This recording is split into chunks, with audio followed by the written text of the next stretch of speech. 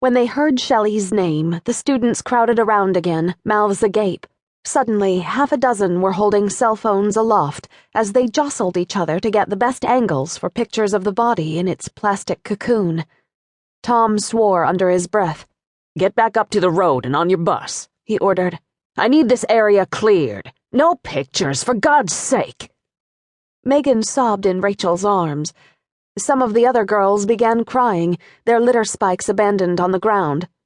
"It's really her, isn't it?" Jarrett stared, pale-faced, at what he'd uncovered. "She must have been murdered, right?"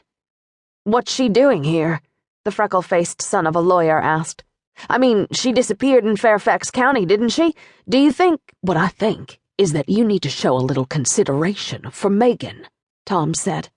The boy glanced at Megan and ducked his head. "Sorry," he mumbled. "Now go on," Tom said. "All of you." They moved off reluctantly, glancing back over their shoulders as they climbed the slope. When thunder cracked directly overhead and the sparse raindrops turned to a steady drizzle, they picked up speed and scrambled for the shelter of the bus. "I need to go up to the road to call in," Tom told Rachel. "I can't get a cell signal down here. I'll have to wait for backup before I can take Megan home and talk to her parents. Why don't the two of you get out of the rain?" All he needed was a storm washing away trace evidence, reducing the crime scene to a muddy mess. "Come on," Rachel said to Megan. "Let's go wait for Tom in my car." Rachel looked shaken, but she kept her voice steady, and Tom knew he could count on her to stay calm for the girl's sake. "No." Megan tried to squirm free.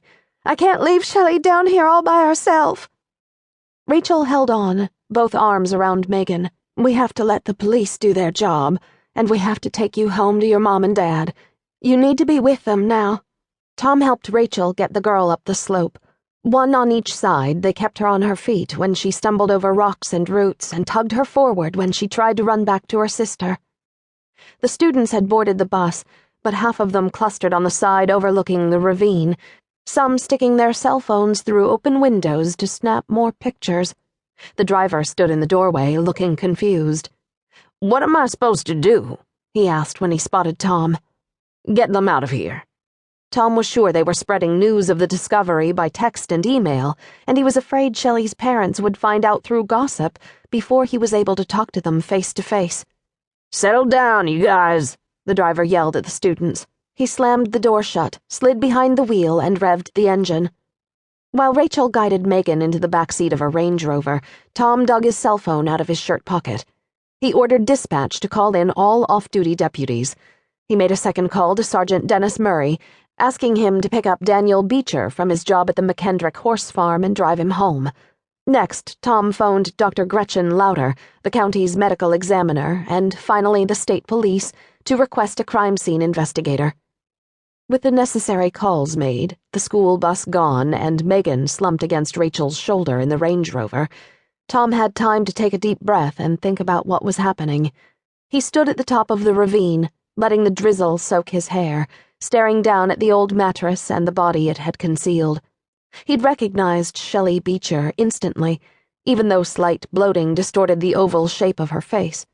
Long blonde hair draped her shoulders, and the outfit on the body matched the description of what she was wearing when last seen: short blue jacket over a pink sweater, jeans, athletic shoes. Tom had believed Shelley was dead since the day she disappeared in Northern Virginia, where she was a first-year law student. So did the Fairfax County detective on the case. But she didn't look as if she'd been dead a month. Bloating and decomposition were noticeable but not advanced. The plastic was still clean. If she wasn't killed immediately after her abduction, where had she been for the last month? And, as one of the boys had asked, why did her body turn up here in her home county in the mountains of southwestern Virginia, hours away from the place where she went missing? The sound of approaching vehicles broke into his thoughts. More deputies had arrived to secure the scene. Now Tom had to take Megan home to her parents and tell them their older daughter was lying dead in a ravine. The Beechers' two-story white house seemed eerily quiet and lonely when Tom turned Rachel's Range Rover into the driveway. After weeks of friends and neighbors streaming in to comfort